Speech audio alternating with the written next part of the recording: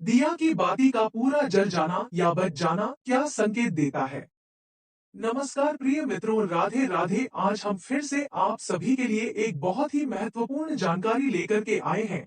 दोस्तों, आज हम दीपक से जुड़ी हुई कुछ रहस्यमय बातों के बारे में जानेंगे। आपके घर में दीपक तो हर रोज जलता होगा, लेकिन आपको दीपक के बारे में कुछ रहस्यमय बातों का ज्ञान भी नहीं होगा। दोस्तों, हम जानेंगे उस दीपक के बारे में जिसे हम पूजा करते समय या पूजा घर के मंदिर में या घर के बाहर के मंदिर में, यह जिसे हम घर की चौखट पर जलाते हैं। आप अपने घर के मंदिर में या फिर बाहर के मंदिर में पूजा तो जरूर करते होंगे।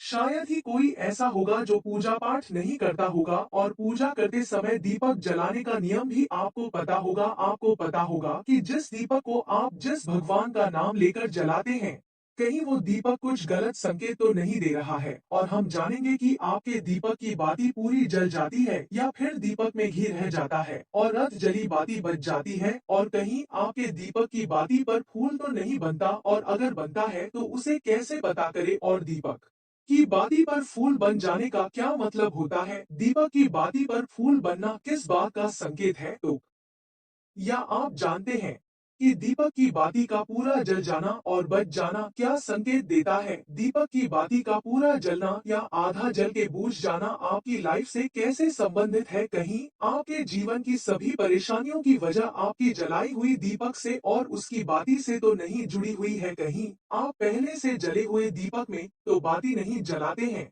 कहीं आप बिना साफ किए दिए में बाती तो नहीं जलाते हैं? और क्या आपके पूजा का दीपक पुराना है या नया? आखिर कितने सालों से उस दीपक का इस्तेमाल कर रहे हैं?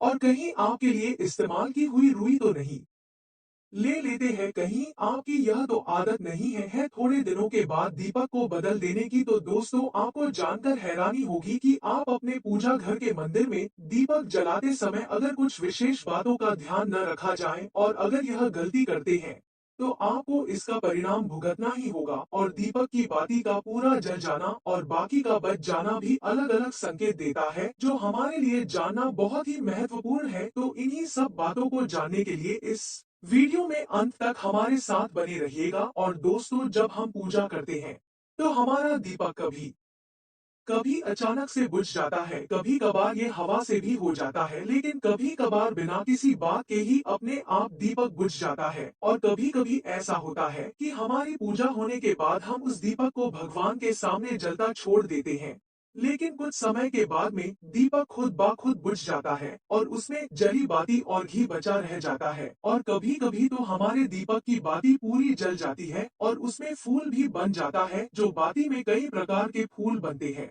तो इनके अलग अलग नकारात्मक और सकारात्मक परिणाम होते हैं। तो सबसे पहले यह जानते है कि अगर हमारे दीपक में फूल बन रहा है तो इसका क्या मतलब होगा और क्या संकेत मिलेगा? प्रिय मित्रों, अगर हमारे दीपक की बाती में फूल बन रहा है तो इसका सीधा सा मतलब है कि भगवान ने हमारी प्रार्थना को स्वीकार कर लिया है। वो आपको बताना चाह रहे हैं कि मैंने आपकी पूजा स्वीकार कर ली है और वह हमारी पूजा से प्रसन्न है। और इसका संकेत वह बाती में बने इस फूल के माध्यम से देते हैं। जब ईश्वर हमसे प्रसन्न होते हैं तो वह हमें किसी ना किसी तरीके से हमको संकेत अवश्य देते हैं। अगर आपके घर में दिव्य शक्तियां मौजूद है और आपके साथ साथ वह भी ईश्वर की पूजा में अपना ध्यान रखती है, तो आपकी दीपक की बाती में एक से ज्यादा फूल बनते हैं और उन फूलों के माध्यम से बताते हैं हम आपसे खुश हैं, आपके साथ है। कभी कभी साक्षात किसी भी देवी देवता का रूप भी दिखने लगता है, जो कि एक बहुत ही शुभ संकेत होता है। तो अगर आपके दीपक की बाती में फूल बन रहा है तो आप सच में बहुत भाग्यशाली हैं और आपकी किस्मत में भगवान आपके साथ है। और इसी के साथ दीपक जलाने के भी कुछ खास नियम आपको जरूर जानने चाहिए। दोस्तों, अगर आप पहले से जले हुए दीपक में अपनी बाती रखकर जलाते हैं तो ऐसा भूलकर भी ना करें। दीपक को साफ करके ही नए बाती जलाएं। ऐसा करने से दुर्भाग्य आपका पीछा कभी नहीं छोड़ता है। अगर दीपक में पहले से जली हुई बाती की राख या फिर रुई और कलश है और आपने अपनी बाती इसमें रखकर जला दी, तो ऐसा करने से भगवान आपसे प्रसन्न होने की बजाय आपसे नाराज हो जाते हैं। आपके आपके साथ उल्टे उल्टे काम होने लगते हैं और आपको इसके बहुत ही भयानक परिणाम देखने को मिलते हैं। आपके घर तरक्की रुक जाती है और आपके बनते हुए काम बिगड़ने लगते हैं। आपकी तिजोरी का धन खर्च होने लगता है और आय से अधिक खर्च हो जाता है, जिससे आप पर कर्जा होने लगता है और आपके धन आने के सारे रास्ते भी बंद हो जाते हैं। तो हमेशा यह ध्यान रखें कि जब भी आप दीपक जलाएं, आप हमेशा साफ सुथरे दीपक का ही इस्तेमाल करें।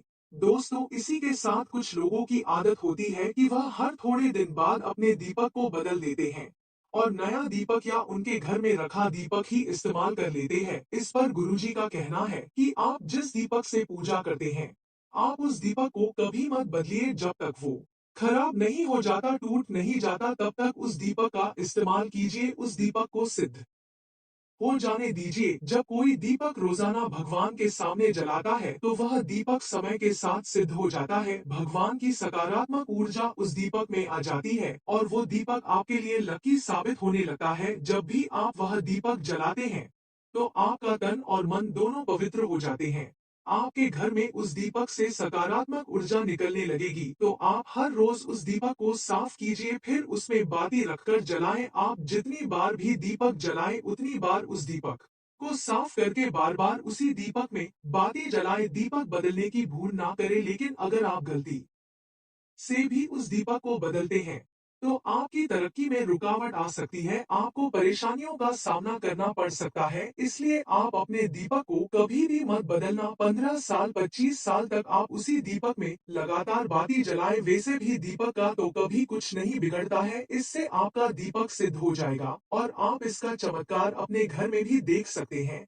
अगर आपके घर में कोई भी रोगी हो, बीमार हो या किसी का बुखार नहीं जा रहा हो तो आप इस दीपक को थोड़ी देर के लिए किसी बर्तन में डालिए और अब उस रोगी को यह पानी पिला दीजिए। फिर आपको इसको करने के बाद रोगी की तबीयत में सुधार नजर आने लगेगा। 10 से 15 मिनट के भीतर उसका बुखार उतर जाएगा। वहीं अगर आपके घर में किसी को नजर लगी हो या फिर आपके व्यापार में किसी की नजर लगी हो, आपका धंधा अच्छे से नहीं चल रहा हो, आप खूब मेहनत कर रहे हैं लेकिन कामयाबी नहीं मिल रही है, तो भी आप इस दीपक को तांबे के बर्तन के भीतर पानी में भरकर उसमें डाल दीजिए और रात भर के लिए छोड़ दीजिए। अगले दिन सुबह पानी का छिड़काव अपने घर में और अपनी दुकान पर करिए। ऐसा कुछ दिन तक लगातार करते रहे, धीरे धीरे आपका व्यापार चलने लग जाएगा। ऐसा करने से आपको साफ साफ परिणाम दिखाई देंगे, क्योंकि जब हम लगातार एक ही वस्तु का प्रयोग अपनी पूजा में करते हैं तो वह वस्तु शुद्ध हो जाती है। भगवान की जो ऊर्जा उसमें समाहित होती है वह उस वस्तु में समा जाती है। तो कभी भी अपने मंदिर के दीपक को बदलने की गलती ना करें। दोस्तों, अगर आपके मंदिर का दीपक टूट जाता है या फिर खराब हो जाता है या खंडित हो जाता है, आप तभी उस दीपक को बदल सकते हैं। लेकिन फिर भी आप उस दीपक को ना फेंके, बल्कि इसे अपने घर में संभाल कर रखें। आप चाहे तो इसे अपने घर की तिजोरी में रख दें, क्योंकि यह भगवान की सकारात्मक ऊर्जा का भंडार होता है। इसमें साक्षात भगवान होते हैं। वहीं अब आपको यह भी बता देते हैं कि अगर आपके दीपक की बाती पूरी नहीं जलती है, आपके दीपक में ही बच जाती है, तो इसका क्या परिणाम होता है, इससे आपको लाभ होता है या नुकसान। तो सबसे पहले यह देखिए कि अगर आप किसी भी पेड़ पौधे की पूजा कर रहे हैं और पूजा में जलाया हुआ दीपक पूरा नहीं जलता या फिर उसमें ही बच जाता है, तो ये आपके घर में परेशानी आने का संकेत दे रहा है और इससे आपके घर में बीमारियां घर बना लेती हैं।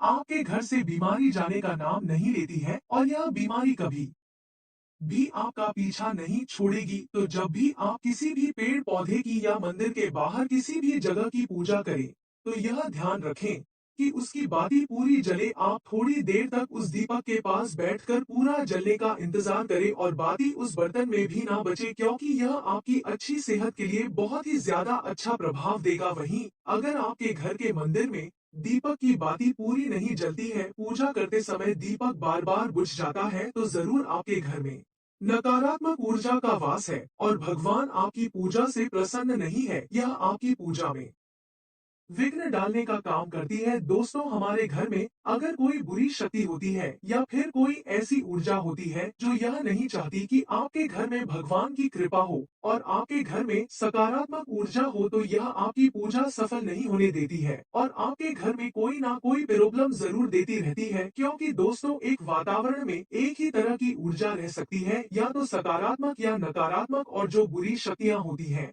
वह यह कभी भी नहीं चाहती कि आपके घर में दैवीय शक्तियों का वास हो। वो आपके घर में सिर्फ नकारात्मकता चाहती है।